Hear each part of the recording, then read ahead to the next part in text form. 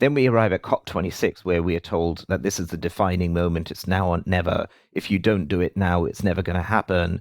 That we're running out of time, all of which is true. But people now feel the pressure to finally reach an agreement of some sort. And therefore, they reach a compromise under Article 6. Now, as with all political compromises, it's imperfect. And it's imperfect especially because the two entrenched positions in the negotiating debate never ever reached an agreement on whether or not each one of them was wrong or right. They all went into there and came out of COP26 thinking that they were both ultimately right and they were both ultimately wrong, looking at the other side's position. But they all walked away with something that they could live with. And that means logic didn't win the way, a compromise deal won the way, and in that compromise deal, essentially logic was the sacrificial lamb. So you landed up with something that, if you thought about it logically, doesn't make any sense, but it is what it is. And that is today's Article 6, and hence why so many people find understanding Article 6 so confusing. Welcome to Smarter Markets, a weekly podcast featuring the icons and entrepreneurs of technology, commodities and finance, ranting on the inadequacies of our systems and riffing on ideas for how to solve them. Together, we examine the questions: are we facing a crisis of information or a crisis of trust? And will building smarter markets be the antidote?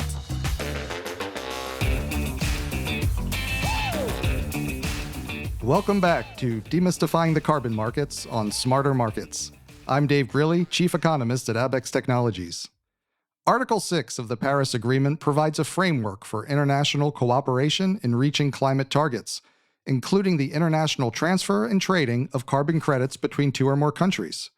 To understand the framework agreed to at COP26 last year in Glasgow, we figured it was time to call a lawyer. And I'm glad that lawyer is our guest today, Peter Zaman.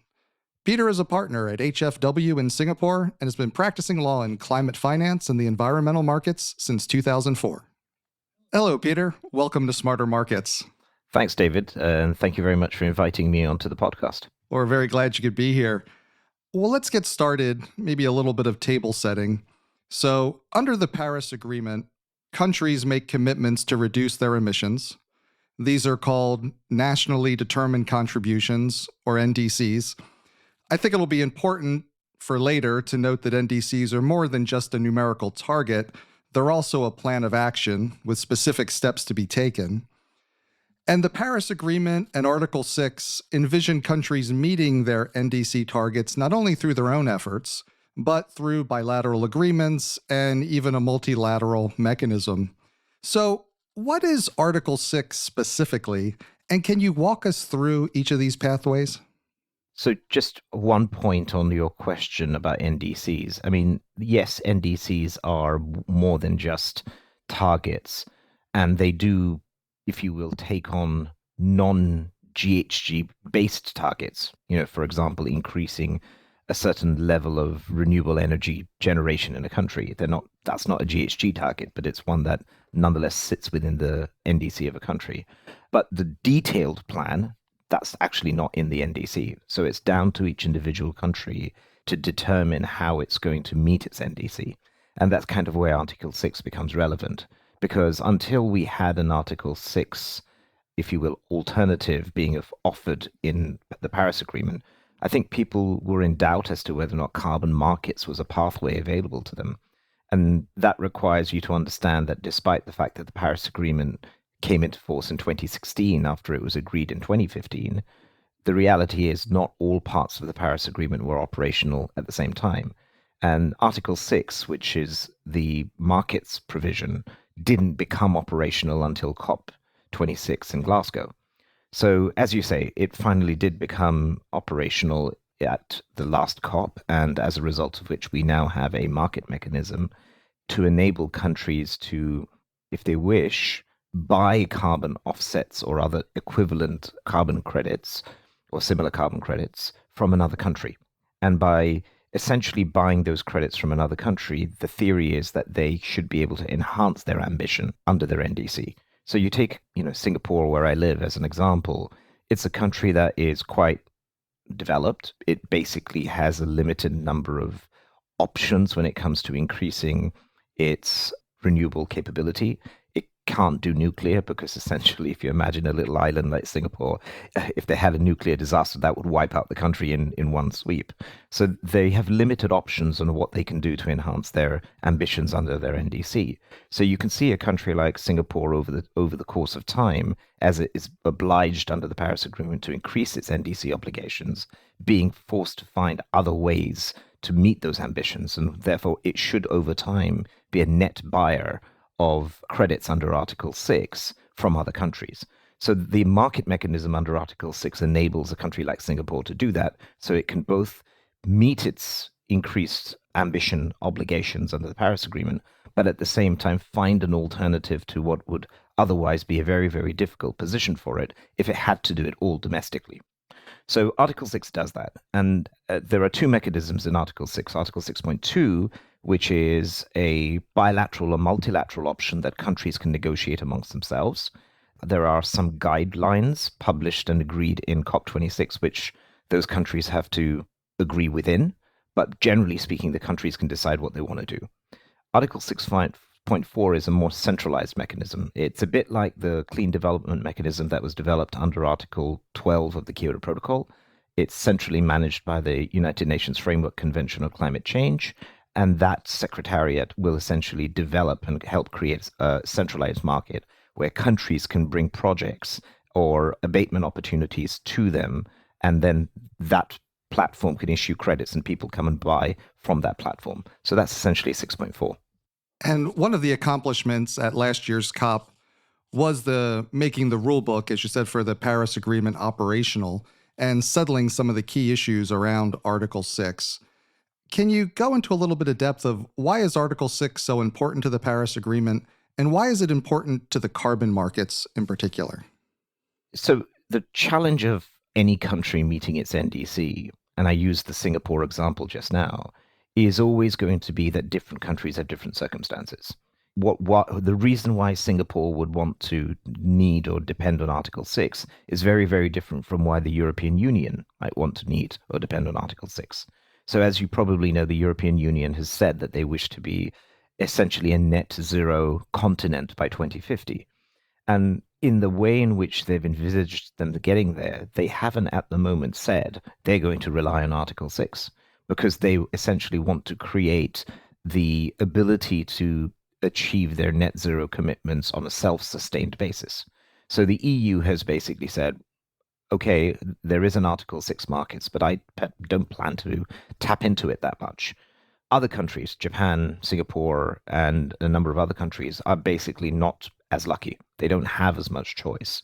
So Article 6 is a lifeline to countries like those to be able to comply with their NDC ambitions and to enhance their ambitions, as they're obliged to do under the Paris Agreement every 5 years, by relying on the Article 6 markets. But more fundamentally, there are some countries where clearly the cost of abating a greenhouse gas emission is much higher, and there are some countries where the cost of abating a greenhouse gas emission is lower. The idea or the logic behind having a marketplace is that the countries with the higher abatement cost can say to the countries with the lower abatement cost, I'm going to pay you for that lower abatement cost opportunity. You sell your abatement cost opportunity to me, and then use the proceeds from my sale to go and tackle the higher cost abatement opportunities that in your jurisdiction you are struggling to otherwise fund. So the point of having an Article 6 market is it creates a framework within countries to have that conversation, where countries can say, well, okay, you've got something I want, a cheaper abatement opportunity. I've got something you want, carbon finance to enable your higher abatement opportunity to be funded. Why don't we come to an agreement on something? And that's exactly why the Article 6 markets exist. And when you allow for countries to begin to transfer the credit for emission reductions between each other, that of course raises the key issue and what has been a key issue for Article 6, which is how do you avoid double counting those emissions reductions? And which is done in Article 6 through the use of what are called corresponding adjustments. Now, this would seem to be a rather straightforward accounting issue, but it's taken 5 years to reach an agreement. Why is it not straightforward in practice? Let me take you back a little bit to some of the background to how Article 6 came to be, because then that context will help you understand why it took 5 years. So the Paris Agreement, when it was negotiated in 2015 at COP21, was an agreement that pretty much most things the parties agreed on in the end, but it was a tough one. It wasn't an easy one, as you could imagine. It was the point at which everybody decided, okay, let's move away from the top-down approach of the Kyoto Protocol's CDM mechanism and what the Kyoto Protocol otherwise was forcing a handful of countries to do, and let's replace it with a we're all in it together bottom-up approach. And that was great. The only problem in that was that nobody was that interested in a market mechanism. And therefore, Article 6 was almost an afterthought in those negotiations. It was literally an 11th hour sort of element that came into the negotiating documentation of the Article 6 text. And when it was forced through at the 11th hour, a lot of things were put in without necessarily expanding on them or thinking them through or elaborating on them. So we had words in Article 6 that didn't have any definition. So corresponding adjustment was a phrase used without any explanation. Double counting was used without any definition. So essentially from COP21 onwards till the time we get to COP26, what you have are people scratching their heads saying, well, what does double counting mean? What does corresponding adjustment mean? And of course, as you do, if you're sort of active in the space, there are political interests, there are think tanks, and everybody has an opinion about it. And over the course of the last 4 or 5 years, what we get is a different set of views given by different group of academics or different think tanks or differently funded organizations who all come up with their opinion about what do you mean by double counting and what do you mean by corresponding adjustment. And actually, all the multitude of thought processes did in the end was just create a lot of confusion. So I'll give you a couple of examples of how that came about. So if you think about the nature of what an NDC is, as we talked about earlier, it's the idea that a country commits to doing something as part of their contribution towards the overall Paris Agreement goals. Now, do all countries have the same Paris Agreement goals? In one sense, yes, because we all want to reach the below 2-degree target. But actually, do all countries have to have the goal reached at the same time?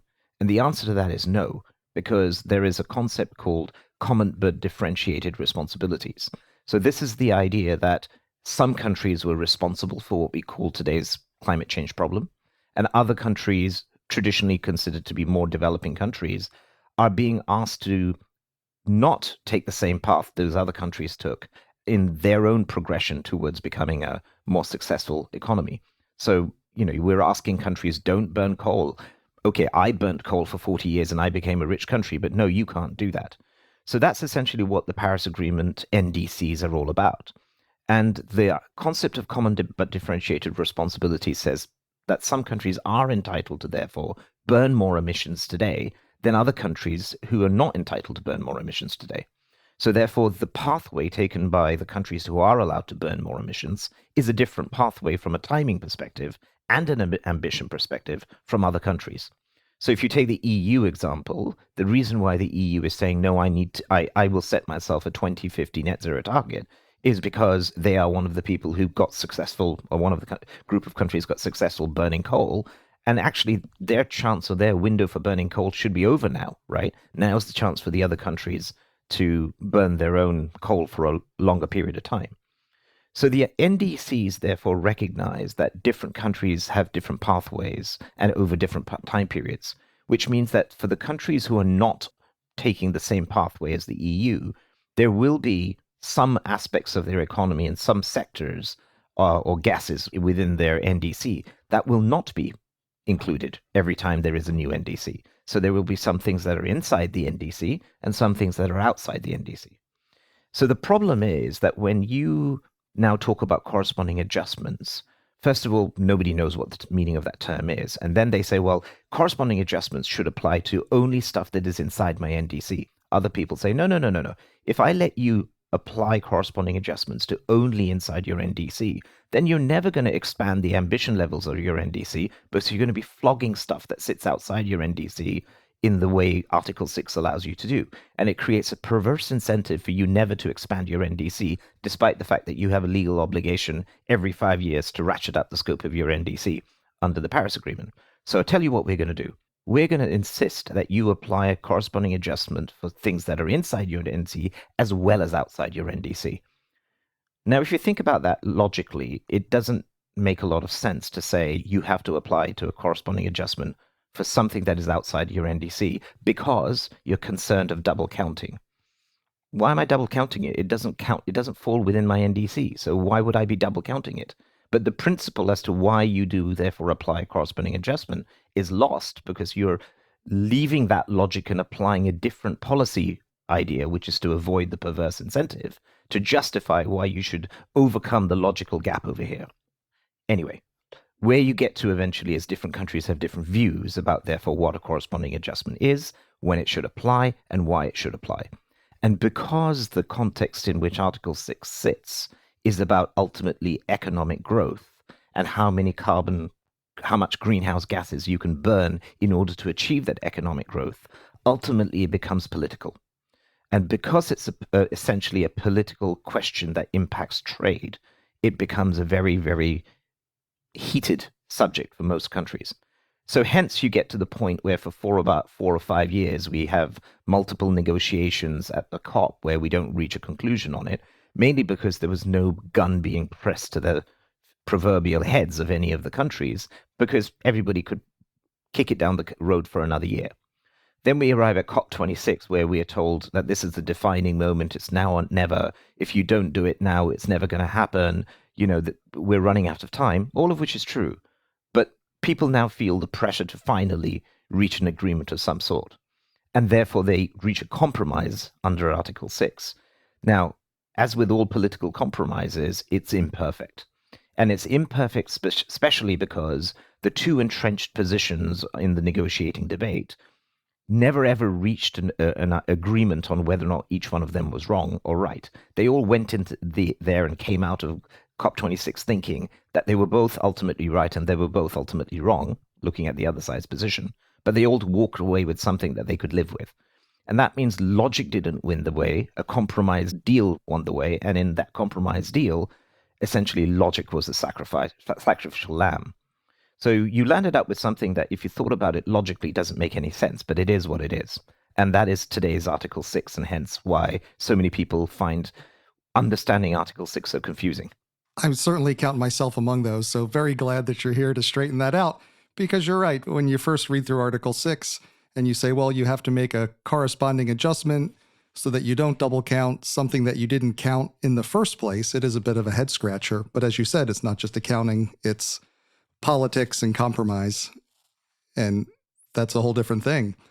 I'd like to take one more wrinkle at my own risk, which is the other twist added to this Article 6 compromise was that whether it's designated under Article 6.2 or Article 6.4, a carbon project can be differentiated as being for use against one's own NDC, international use, which is typically read to be like CORSIA or for the airlines, international airlines, or some other use, which is often interpreted as corporate. Under Article 6.2, all three of those uses require a corresponding adjustment. However, at COP26, there was what's called the Japanese solution that allows a host country to issue Article 6.4 emissions reductions without a use authorization. And if they do it that way without a use authorization, they don't need to make a corresponding adjustment. Hopefully I said all that correctly. Now, why was this done and why is it important? So one of the things that came up because of corresponding adjustment as a debate was whether or not you understand double counting to include double claiming.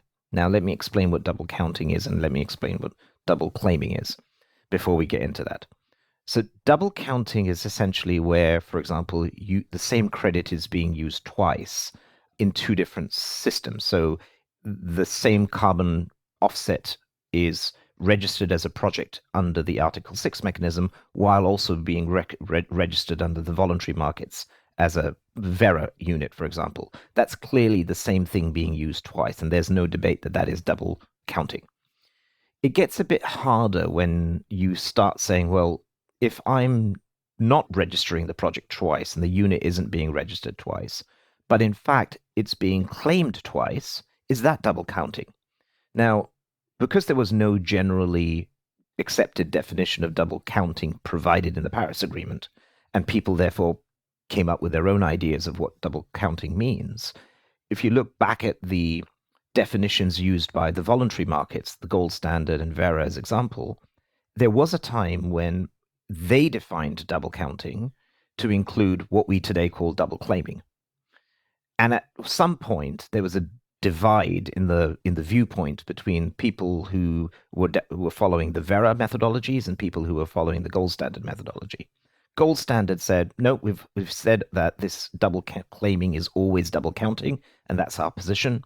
And Vera said, actually, I think we can make a distinction between Paris Agreement level accounting, which is what happens when countries have to report their GHG emissions and GHG abatements as part of their reporting obligations in the Paris Agreement. And what we're saying is the use of these carbon units for corporate purposes under net zero claims made by corporates under various standards like SBTI or under the Oxford net zero principles. So from our perspective, I do think there is a difference between double claiming and double counting, and we will amend our definition of double counting to now exclude double claiming. So Vera can therefore say that according to our standards, double claiming is not double counting, which according to the way they define it is currently true. But that doesn't change the fact that 5 minutes ago you thought it was double counting and now you do think it's not double counting. So how did we get there? And that requires you to sort of have recognized this shift that then that is created between the negotiators who negotiated the Paris Agreement and the people who are 5 years later negotiating at Glasgow. Now, very often what you find, particularly when you're dealing with government negotiating groups, is that rarely does anybody at the senior level in an organization stay in one post for 5 years. Very often these negotiators are moved around between different organizations and different parts of government. And if you're lucky, they'll be in a post for 3 years before they're required to move on. So actually, the people negotiating at COP26 for the large part were not the people who were negotiating at COP21. So they don't have historical awareness or historical memory to call upon what do we mean by double counting and what do we mean by corresponding adjustment as we thought about it back in Paris. They're looking at it and says, well, I read this text and it doesn't mean anything to me. It can mean whatever I want it to be. So again, if you're a government representative preparing for COP26 and your minister says to you, get me a briefing note ready on how to negotiate this when I turn up at COP26, they're going to be looking at the same research papers that I've been referring to earlier on that have caused as much confusion as anything else between these different views. And then you come across Vera and gold standards debate about what do you mean by double counting and double claiming. And that then, if you will, has another impact in terms of how these negotiators go into these negotiations. So you go into these negotiations essentially with some historic memory, but not a lot of historic memory of COP21. And then you get into the negotiations with these informed views of what is double counting, and therefore, corresponding adjustment must apply to it, and what is not double counting, and it's only double claiming, and that's okay, and therefore you don't need to apply a corresponding adjustment to it. So you get these two entrenched positions as you go into the negotiations. So everybody has their own view, and nobody wants to accept that the other person's view is right, or there is merit to the other person's view. And it's, again, a unfortunate part of where we are in history, that we're actually, in the context of the global politics, no longer moving towards a unified view of the world, where everybody has entrenched views. You see that in domestic politics in many countries, including in the United States. So you come into a room, a cauldron, if you will, of negotiators who are similarly like-minded. They're just a reflection of what happens back at home. And they're also similarly saying, well, I don't see why I should accept your view. There is no willingness, if you will, to understand the other person's position. So you did have a stalemate going into these negotiations, and that stalemate lasted for the best part of 10 or 12 of the 14 days of negotiation. And then you got to the point where somebody said, well, hang on, we've got to find a way to break through this. And the Japanese came up with the idea that says, look, let's apply a corresponding adjustment to both inside and outside NDC. I know it's not logical.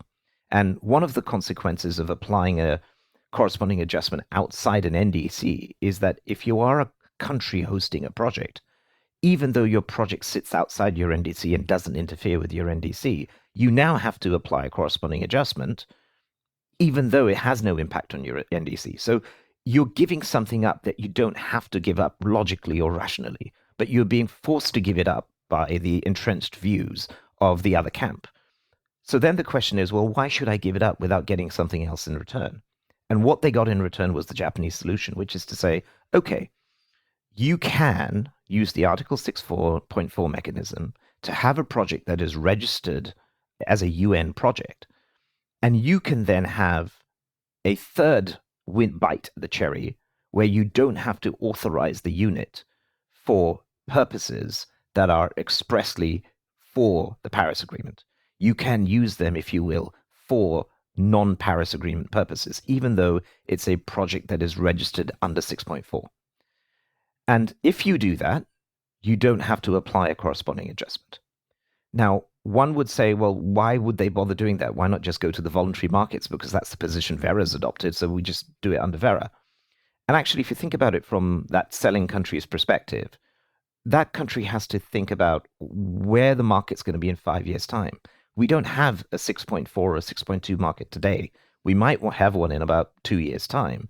But until we get that, we don't know what kind of price we're going to get for credits under 6.2 and 6.4. What we do have a sense for what kind of price we might get under the voluntary markets today. So I need to hedge my bets. So one of the ways to hedge my bet is to basically have a UN mechanism which has an on switch and an off switch. And then if I turn the switch on, I'm authorizing it, and therefore I get to tap into the Paris Agreement markets. I have an off switch, in which case I don't have to apply a corresponding adjustment, and I get the same benefits that I would be if I was selling it in the voluntary markets. So from a country's perspective, the Japanese solution created optionality that it was losing with its inside NDC, outside NDC commitment that it was making, even though it wasn't logical for them to do so. That's fascinating. And so we end up with multiple different ways that you can get a project into the market. So at the end of the day, what then are the implications of Article 6 as it stands for a country and its NDC? How does Article 6 affect a country's use of carbon financing? And how do you think it affects what a country ultimately accomplishes in terms of reducing its emissions? If you think about it from the perspective of a particular country, it doesn't matter which country it is, those particular circumstances of that country will be different by definition from the circumstances of its neighbor. Just to give you an example, Singapore has two immediate neighbors, Indonesia and Malaysia. They have so much more natural resources than Singapore does that they can do things that Singapore can only dream of, right? If Malaysia decided that they wanted to invest in renewables, lots of solar with some offshore wind, theoretically they could. Singapore doesn't have that option. So ultimately what you have to realize for each country is that every country, when they look at their own economic circumstances, the stage of economic development they're in, and the natural resources that are available to them, they have strengths and they have weaknesses. And those strengths and those weaknesses translate into essentially the commitments that they're willing to make as a country under the Paris Agreement in their NDC.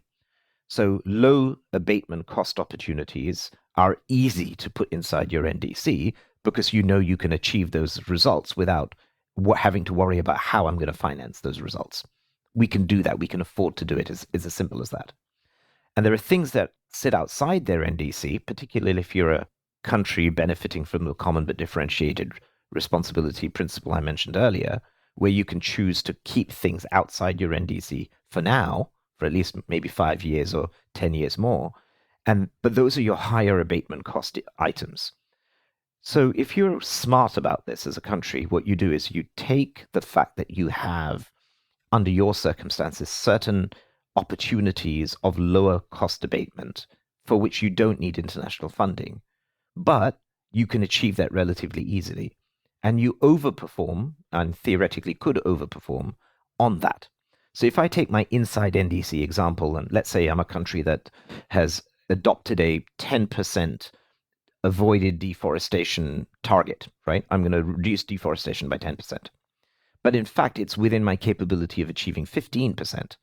I can essentially afford to sell 5% abatement from my forestry sector because I can overperform by 5% without too much effort. So that means that 5% of my forestry credits, even though it's inside my NDC, can be sold because I can compensate for the shortcoming of that 5% from elsewhere. So if Article 6 then forces me to do a corresponding adjustment, as the rules now do, if I ignore my Japanese solution, then the question is, well, okay, so I will have a 5% shortfall because I've sold 5% of my credits. How do I make up that 5%? And your choices are overperform from inside your NDC or take stuff from outside your NDC and use that to compensate for the 5%. But if you look at what's outside your NDC, it was probably outside your NDC because it was a more expensive abatement anyway. Then you've got to say, well, actually, think about it. The corresponding adjustment is now costing me the more expensive abatement because I have to bring that inside my NDC. And because of that, doing a corresponding adjustment is costly to me. If I don't do a corresponding adjustment, I save the benefit of that cost. And by the way, if the voluntary market therefore pays for me to do that without a corresponding adjustment, I'll just sell it there. Of course, then the buyers in the voluntary market have to accept that they're comfortable with this double claiming versus double counting debate. But that's a view for them. So ultimately, where you get to from an Article 6 perspective is, if I'm going to have to do a corresponding adjustment, and I'm therefore going to compensate for it by using things that are more expensive for me from outside my NDC, then by definition, a correspondingly adjusted credit has to be more valuable to me. So it boils down to, is the Article 6 market paying enough for a corresponding adjusted unit for me to want to be able to sell? If it isn't, I'm just not going to sell it in the Article 6 markets. If it is, great, I'll sell it there, but the price I'm going to be expecting is going to be much greater than the price I would expect in the voluntary markets. And that's one important price difference that the legal structure of Article 6 introduces. But there are others. So there'll be a legal distinction between an Article 6.4 emission reduction that has a youth authorization and requires a corresponding adjustment, and Article 6.4 emissions reductions without a use authorization that doesn't require a corresponding adjustment, and a strictly voluntary market offset. I imagine we should expect all of these to have a price difference reflected in markets eventually relative to one another. Do you have thoughts on how they should price relative to each other? Look, the reality is, going back to the point I was making about the cost of a corresponding adjustment, a correspondingly adjusted credit has to be more expensive than a non-correspondingly adjusted credit for the reasons I outlined. The question is the market willing to pay for that cost of corresponding adjustment? Now, if I think about the nature of a lot of the demand that we see in today's voluntary markets, these demands are based on an assumption that you would abide by your voluntary net zero commitment or your commitments under, let's say, the Oxford net zero principles. The reality is they're voluntary commitments. And a company or a corporate wishing to make these commitments will have to recognize that that commitment comes at a cost. Different companies, depending on how good a year they're having or how bad a year they're having or what circumstances they're in, will find themselves saying, this is maybe not a good year for us to be buying these credits at $25 a pop. Maybe I'll wait next year. Hopefully they'll be $10 a pop. And that makes more sense for me to buy at that point. Because these are voluntary commitments. They're not forced to buy at the peak of the market. So actually, when you think about the demand side of these things, if the demand side is driven by pure cost considerations, people will say, well, I don't need a correspondingly adjusted credit. Why am I going to pay more for a correspondingly adjusted credit? Just because somebody says that there's, a country having to pay the price for it. And what do I care about that as a corporate? If the debate, however, is determined not purely on cost, but on overall questions like, do we want to be aligned with the way that the negotiators of the Paris Agreement view the idea of a double counting and corresponding adjustment, and therefore we should pay for correspondingly adjusted credits, then absolutely the cost of corresponding adjustment should be just the same for a voluntary market credit as it would be for Article 6 market, because the buyers should be insisting in their credits being subject to a corresponding adjustment. Now, at the moment, 3 months after the end of COP, we haven't yet got a uniform view from the market as to whether or not they believe that all voluntary market credits should be subject to a corresponding adjustment. You will be familiar with the fact that Mark Carney led a task force about scaling the voluntary carbon markets, which then became the ICVCM, which is essentially a body that is now established to consider what should be the principles and qualitative criteria applied to voluntary carbon credits. So these voluntary carbon credits issued by the various standards will have to meet certain core principles, or core carbon principles as they call them. I'm very interested to know how the ICVCM views this question on corresponding adjustment, because if they take the view that corresponding adjustment is necessary in order for these credits to meet our stamp of approval, then lo and behold, there should be less price differential between an Article 6 correspondingly adjusted unit and a voluntary market correspondingly adjusted unit. But the challenge for a voluntary market standard is that the voluntary standard cannot guarantee a corresponding adjustment themselves, because it's not their gift. It's the gift of the host country hosting the project. So the country isn't going to give up its corresponding adjustment just because Vera asks them to. There has to be a formal bilateral agreement between Vera or Gold Standard and those countries in order for that corresponding adjustment commitment to be taken on by the host country. And I don't see that much progress being made by either of those two organizations to try and achieve that result. So perhaps they're waiting for the ICVCM to determine the outcome of the core carbon principles on this point, and then maybe they're going to do something about it. But that's a wait and see issue, and actually a very, very big question mark for the ICVCM. So let's see how they resolve that one. Yeah, it certainly seems like a big unsettled issue. And as we said, COP26 made the Paris rulebook operational, but it certainly sounds like it didn't finalize it, and it's not the final word. Are there other big issues that you're looking at that remain unsettled in the legal framework regarding the carbon markets in Article 6? When I think about the conversations I have with my clients on a day-to-day basis, it's really about which direction do we go. You commit for a lot of these carbon abatement opportunities and projects for a 5+ year period.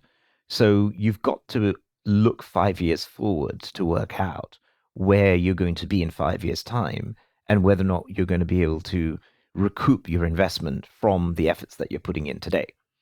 So nobody wants to enter into a contract that is going to fail in 5 years' time. So everybody needs to know what the world is going to look like in 5 years' time. And that's very hard to do today because, as you say, Article 6 is theoretically alive, but not really functioning because we don't have the bilateral frameworks for Article 6.2 cooperative approaches in place. We don't have the Article 6.4 centralized market up and running, and that's going to take 2 years to put in place. So how do we envisage the world in 5 years' time when we don't have anything to compare the voluntary markets to today? So essentially, the voluntary markets, by default, are the only game in town. But that equation changes in 2 years' time or 3 years' time. And when that changes, how do these deals look in 5 years' time? That's basically the conversation I'm having with most of my clients. So the answer is flexibility. You've got to keep available the choice and the alternative for you to redefine or re-register your activity from the voluntary standard into the Article 6 standard, or vice versa, if you believe one or the other is going to be better. And that building in that flexibility is important, because if you don't build it in now, when you turn around in 3 years' time and try to speak to your counterparty, and the counterparty is sitting on a sweet deal at that point, you basically won't have any leverage to have a conversation about it. They're going to hold you to your contractual obligation, and either you're going to perform or you're going to breach. And if you perform, great, but you'll be unhappy about it. And if you're breaching, then of course, we lawyers get more to do off the back of that. The point really is that you want to create optionality because we're probably in a transition period over the next 5 years. We're going to see the ramping up of the Article 6 markets with a parallel growth and progression in the voluntary markets, and at some point, potentially these two markets converging. And people then next ask me, well, which year is that going to happen? And the best I can guess is probably around 2025. I don't think it'll fully converge before then. But there are ways in which the voluntary markets are relevant for Article 6 even today. So if you think of two countries agreeing some kind of bilateral country framework, where one is a buying country and one is a selling country, they have to agree what methodologies they're going to buy credits for. They're going to have to agree how the units are going to be issued. They're going to have to agree who will verify these units. And either they have to agree that completely from scratch bilaterally, or they piggyback off an existing standard like the gold standard or Vera, or the VCS standard. And the benefit of that is that Vera and gold standard then become plug-and-play solutions to allow these countries under Article 6.2 to create multilateral or bilateral frameworks much, much more quickly than if they had to create everything of their own from scratch. So there is another role to be played by Vera and gold standard and other standards out there to enable the 6.2 growth to happen, separate from the 6.4 growth. And so, bottom line, what is the impact of Article 6 on the voluntary carbon markets? It sounds like there's the impact today and then the potential impact down the road. Obviously, the market has to decide, and by the market, I mean the voluntary market has to decide from a demand perspective how important corresponding adjustment is to them. If they decide one way, then the market goes in a direction of everybody having to do correspondingly adjusted transactions. And that, if you will, really strengthens the call for the Paris Agreement markets. If the market decides that actually we don't want or don't feel the need for corresponding adjustment, then the solution that says we'll do this without a corresponding adjustment means the voluntary market has a completely different offering to the Article 6 market.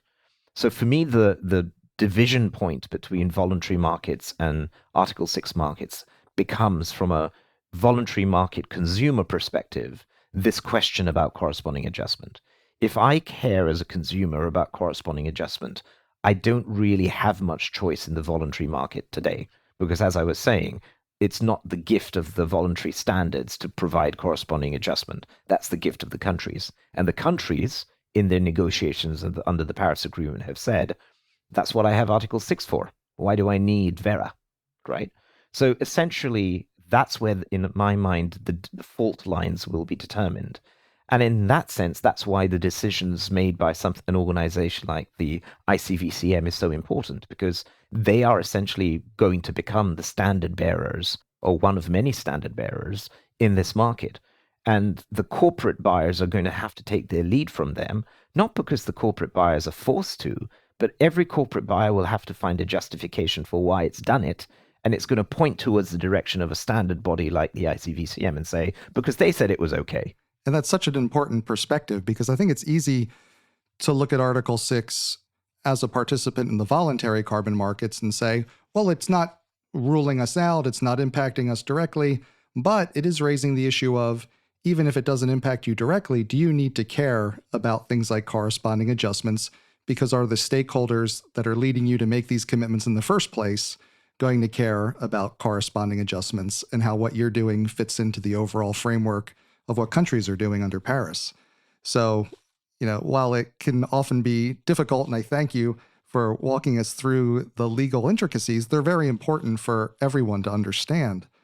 And before I let you go, I can't help but try to get one last free piece of legal advice out of you, or one more attempt to get you to look into your crystal ball. If I'm a corporation or a large institution and I'm looking to use carbon markets to help meet my net zero commitments, what's the key risk that I need to be aware of, as it pertains to Article 6? And what should be on my radar screen as I'm looking to move forward? I think if you look at it from a corporate's perspective, given the voluntary nature of what they're doing, there's going to be what I call a trade-off between the cost of that commitment and the reputational concerns of being accused of greenwashing. If you bear in mind those two equations, the ideal position is something that is robust enough, but also cheap enough. That's the truth. So all corporates are going to aim for, I imagine, that middle ground. The challenge for the voluntary markets and organizations like the VCMI and ICVCM is, can they deliver that middle ground to their audience? If they can deliver that middle ground to the audience, then from a risk perspective, a lot of the voluntary market risk disappears. But the biggest risk for the voluntary market today is actually the same risk that the countries have, which is, if you are a country looking to meet your NDC commitments and are dependent on buying Article 6 credits, and the voluntary market also decides that they want to be buying Article 6 credits because they want correspondingly adjusted credits, then the countries are now competing with their own corporations for essentially the same credits, and they're fighting over the same pricing terms. Now, the private sector pays more than the government sector. So essentially, the private sector wins, and the government then starts thinking, actually, I don't want to get into a price war with my voluntary market buyers. So you know what I'm going to do? I'm going to find a way to grab the carbon offsets that they're claiming for net zero purposes. And one of the ways for me to do that is to regulate them so that they are obliged to do this, and then they give up the credits to me, and then I use it towards my NDC. And if that happens, then as a voluntary entity, you're in a slightly more challenging position, because now you are essentially, from a legal perspective, obliged to manage your Scope 1, Scope 2 emissions within that jurisdiction. And it's only your Scope 3 emissions that sit outside your jurisdiction that you're now focused on for the purposes of your offset needs and your offset demands. But you're buying it from a country that may be thinking the same thing, which is, I'm going to regulate the corporate in my entity, in my jurisdiction, for their Scope 1, Scope 2 emissions, which basically means you don't really have anywhere to go to get the units that are not subject to a regulated framework. So the biggest danger for the voluntary market is that essentially the competition that they generate with the countries leads to a position where the countries, by default, when they realize they're losing that competition from a pricing perspective, say we're going to regulate it because that's the only way for us to achieve our ability to meet our NDCs, and yet get somebody else to fund that for us. Thanks again to Peter Zaman from HFW in Singapore. We hope you enjoyed the episode. Join us next week with David Shookman, a journalist and the former science editor for the BBC, where he spent 20 years reporting from the climate front lines.